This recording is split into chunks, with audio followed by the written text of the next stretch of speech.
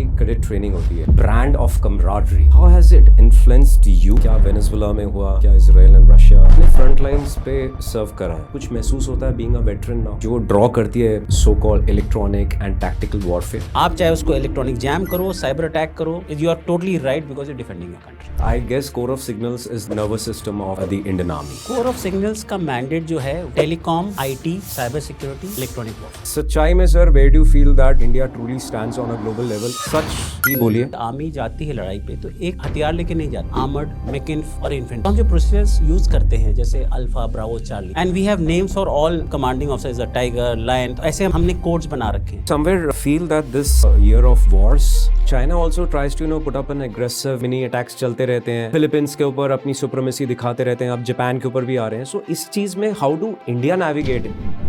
Palpable reality, operation readiness. हम underground communication complex में बैठे थे एंड एक टॉप सीक्रेट मैसेज आया एंड उसमें लिखा था कि फुल डी-डे ये तारीख, और पाकिस्तान ने बहुत माइंस बिछा रखे थे। उस माइन को रिकवर करने में हमारी कैजुअलिटीज भी। एक साल मैंने टेंट में गुजारे। आई रिमेम्बर जब मैं गया था, रेत के ऊपर ना हल्की सी बर्फ की एक लेयर देखी। क्या बात कर सर्दी में हेलुसिनेट तो नहीं कर रहे? +50 तक डस्ट स्टॉर्म में आप खाना भी खा रहे हो। टेंट्स में थे हम, army units as well as from the air force, fighter jets. The navy was blockading Karachi and in the station you find that the civilians were putting garland and tilak लगा के इस बार वी शुड विन। रेत में ना रात को समझ नहीं आता, हमें लगा कि पूरा जमीन हिल रही है। हमें किसी ने बताया साहब टैंक्स आ रहे हैं। हमें लगा कि हम बॉर्डर के इतने पास है, टैंक्स कहाँ से आ रहे हैं। ऑप सिंदूर 1 हुआ, अब उसमें चाइना का रोल था। आज की डेट में चाइना का रोल इस सिनेरियो में फॉर इंडियन सिक्योरिटी फोर्सेस कहीं ना कहीं लगता है कि ऑपरेशन सिंदूर 2.0 के चांसेस बन चुके हैं।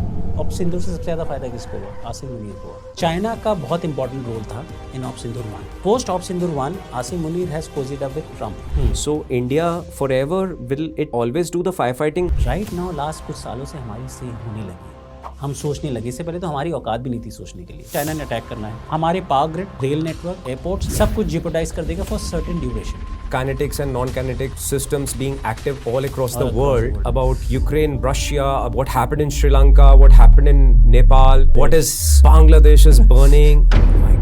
आज तो जो मैं अपने आसपास जलते हुए देशों को देख रहा हूँ, उसमें ये यूथ कितना बड़ा रोल प्ले करता है। यूएस का सो कॉल्ड असर्टिव रोल आ रहा है in controlling the economies.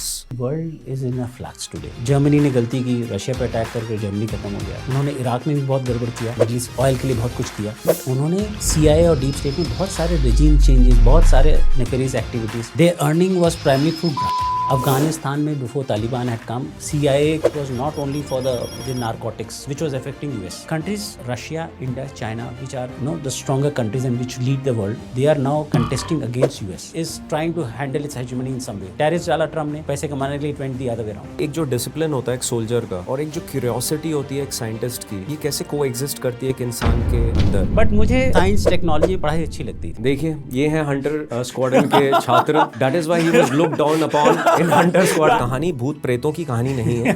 We are doing better. Have faith in your countrymen. Have faith in your government. सरकारें आएंगी जाएंगी, आज इसकी है कल उसकी रहेगी। If the Gen Z or the younger generation do not have faith, बाहर भी रहो तो अपने देश के अच्छा बोलो।